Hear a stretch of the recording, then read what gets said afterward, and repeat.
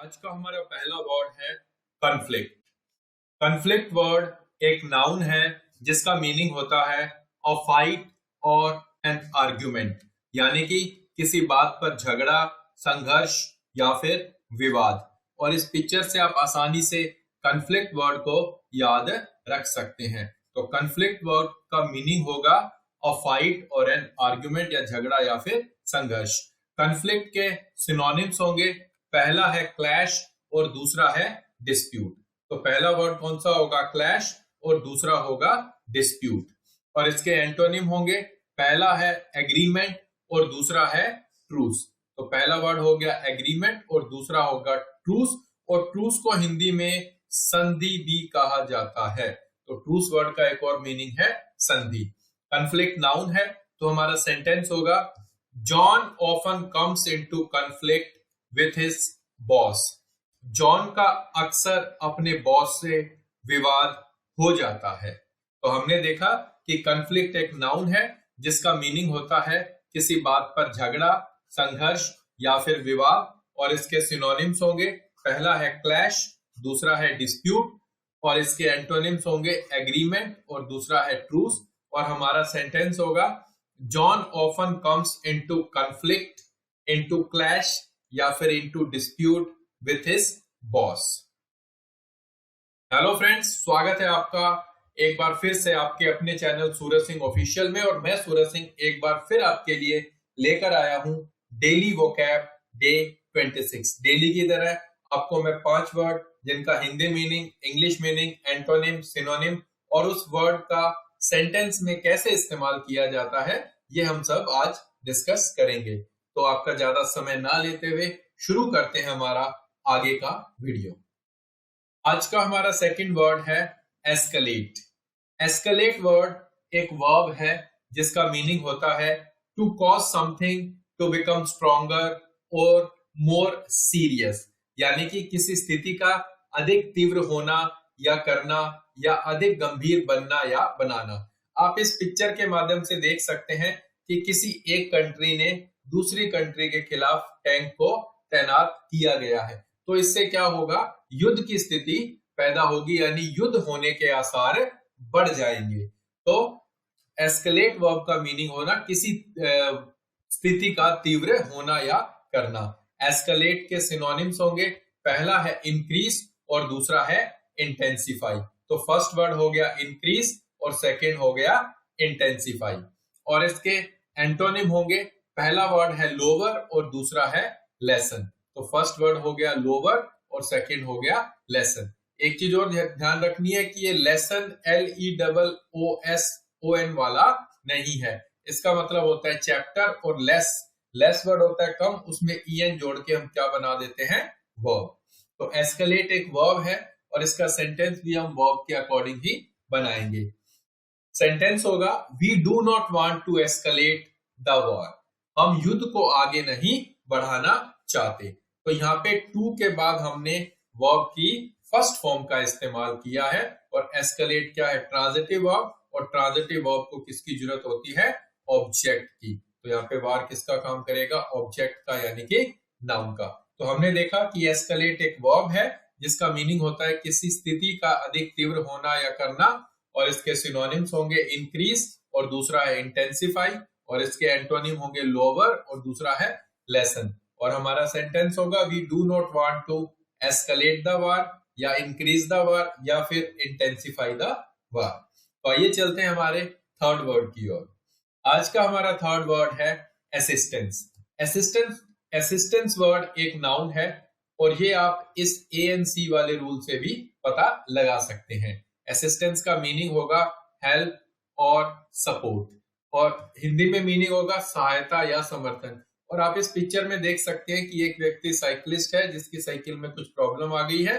तो दूसरा कोई व्यक्ति, या हो सकता है साइकिलिस्ट ही हो, तो ये इसकी मदद कर रहा है। तो असिस्टेंस वर्ड का मीनिंग होगा सहायता या समर्थन। और इसके सिनोनिम्स होंगे, पहला है सपोर्ट और दूसरा है रिलीफ। तो सपोर्ट हम ऑलरेडी ऊपर देख चुके हैं। और दूसरा वर्ड कौन सा होगा? रिलीफ। और इसके एंटोनिम होंगे, पहला है इम्पेडिमेंट और दूसरा है डिस्करेजमेंट।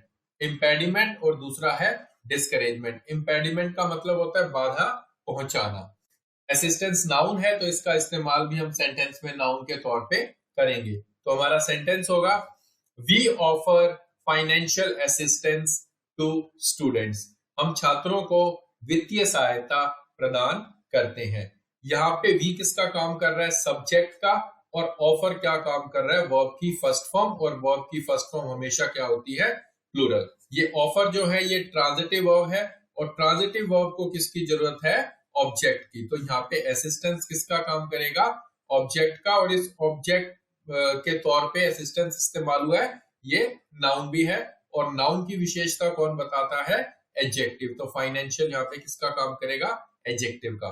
तो हमने देखा कि असिस्टेंस एक नाउन है जिसका मीनिंग होता है सहायता या समर्थन, और इसके सिनोनिम्स होंगे सपोर्ट और दूसरा है रिलीफ, और इसके एंटोनिम होंगे इम्पेडिमेंट जिसका मीनिंग होता है बाधा, और एक होगा डिस्करेजमेंट। और हमारा सेंटेंस होगा वी ऑफर फाइनेंशियल असिस्टेंस या फिर फाइनेंशियल सपोर्ट या फिर फाइनेंशियल रिलीफ टू स्टूडेंट्स। तो आइए चलते हैं हमारे फोर्थ वर्ड की ओर। आज का हमारा फोर्थ वर्ड है रेजिलियंस। रेजिलियंस वर्ड नाउन है और ये हम पता लगा सकते हैं ENCE वाले रूल से। किसी भी वर्ड के लास्ट में ENCE, ENCY, ANCE और ANCY अगर आए तो वो क्या होगा? नाउन होगा। रेजिलियंस का मीनिंग होता है the ability to recover from setbacks, adapt well to change and keep going in the face of adversity. यानी कि असफलताओं से उबरने की क्षमता, बदलाव के लिए अच्छी तरह से अनुकूलन और विपरीत परिस्थितियों का सामना करते रहने की क्षमता। यानी कि जब हम विपरीत परिस्थितियों का लगातार सामना करते रहते हैं तो उस सिचुएशन को या उस कंडीशन को हम बोल सकते हैं रेजिलियंस। रेजिलियंस नाउन है तो हमारा इसके सिनोनिम्स होंगे, फर्स्ट है फ्लेक्सिबिलिटी और दूसरा है इलास्टिसिटी। तो दो सिनोनिम हमें याद रखने हैं, फर्स्ट है फ्लेक्सिबिलिटी और दूसरा है इलास्टिसिटी। और यहाँ पे एक और बात याद रख सकते हैं कि जिन भी वर्ड के लास्ट में ITY आएगा वो ज्यादातर क्या होंगे? नाउन। जैसे flexibility, elasticity, quantity, quality, university, ये सारे क्या है? नाउन है। रेजिलियंस के एंटोनिम होंगे, फर्स्ट है रिजिडिटी और दूसरा है इनफ्लेक्सिबिलिटी। तो यहाँ पे भी ITY आया है तो ये दोनों भी क्या होंगे? नाउन होंगे। तो एंटोनिम फर्स्ट होगा रिजिडिटी और दूसरा है इनफ्लेक्सिबिलिटी। और हमारा सेंटेंस होगा Ram has shown great resilience in times of adversity. विपत्ति के समय में राम ने महान लचीलापन दिखाया है। तो रेजिलियंस का एक और मतलब होता है लचीलापन, यानी कि आप उसी कंडीशन में दोबारा आ जाते हो पहले जहां पे थे। तो यहाँ पे आप देख सकते हैं राम हैज शोन। तो शोन यहाँ पे क्या काम करेगा? वर्ब की थर्ड फॉर्म। ये ट्रांजिटिव वर्ब है और ट्रांजिटिव वर्ब को किसकी जरूरत होती है? ऑब्जेक्ट की। तो रेजिलियंस यहाँ पे किसका काम करेगा? ऑब्जेक्ट में। ऑब्जेक्ट का, और ऑब्जेक्ट में किसका? नाउन का। और नाउन की विशेषता कौन बताता है? ये बताता है एडजेक्टिव।